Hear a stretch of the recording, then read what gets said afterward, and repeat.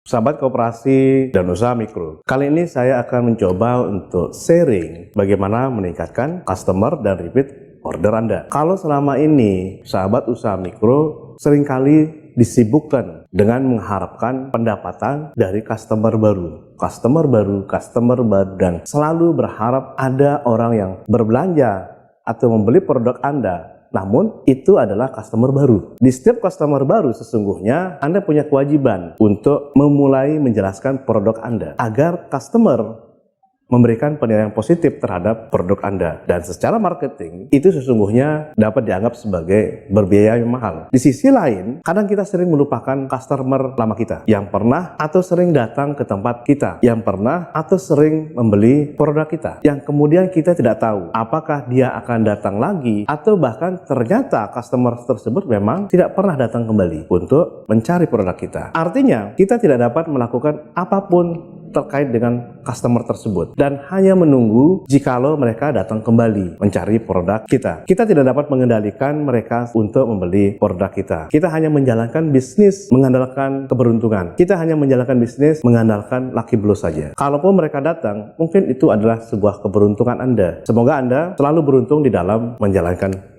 bisnis Anda. Dengan berubahnya peradaban, dengan berubahnya persaingan, semakin tinggi persaingan, semakin banyak usaha mikro yang muncul, maka setiap usaha mikro tentunya seharusnya bergerak lebih aktif untuk menjemput bola. Tidak hanya mengandalkan customer mencari kita. Saya akan mencoba memberikan satu tips saja terkait dengan hal tersebut, yaitu orang sering menyebutnya dengan database. Mungkin sahabat usaha mikro dan koperasi pernah mendengar istilah database. Secara sederhana, database itu adalah sebuah kumpulan data yang kita miliki, baik kita memperolehnya secara manual maupun secara elektronik. Secara praktik, database ini sesungguhnya dibutuhkan untuk proses repeat order tadi. Dengan database, maka kita akan memperoleh alamat rumah, misalkan alamat rumah, alamat kantor, selera customer, jenis kelamin, warna kesukaan, kebiasaan berbelanja, kapan mereka ulang tahun dan sebagainya. Mungkin sahabat koperasi dan usaha mikro tanpa sadar pernah memiliki atau mungkin banyak memiliki kartu-kartu member dari sebuah retail besar. Itu sesungguhnya adalah proses mengumpulkan data dari customer yang kemudian menjadi sebuah database. Jika sahabat koperasi dan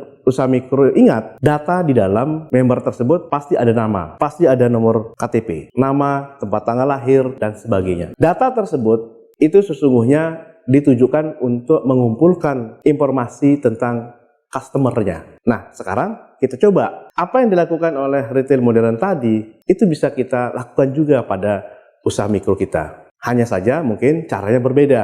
Kita tidak menggunakan member card karena itu berbiaya mahal. Dengan menggunakan gadget Anda, minimal Android, maka Anda sesungguhnya sudah bisa mengumpulkan alamat rumah, alamat kantor, selera konsumen Anda, jenis kelamin, warna kesukaan, kebiasaan berbelanja, dan kapan mereka berulang tahun. Preferensi customer itu bisa Anda lihat dari jumlah atau jenis barang yang mereka beli.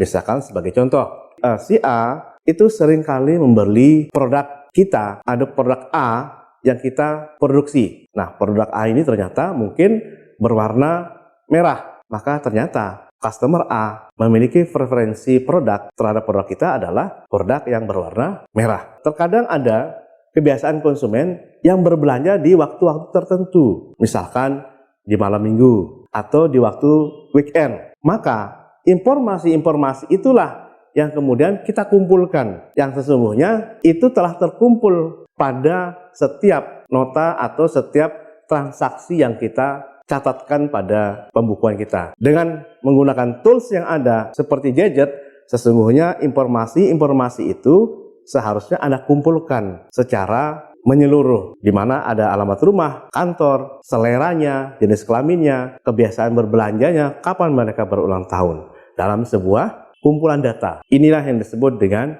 database. Ketika Anda memiliki database tadi, maka Anda akan dengan mudah untuk melakukan atau untuk mempromosikan produk-produk yang terbaru Anda. Atau misalkan saja, seorang konsumen Anda dalam kurun waktu tertentu tidak pernah berbelanja, maka kita bisa menghubungi mereka.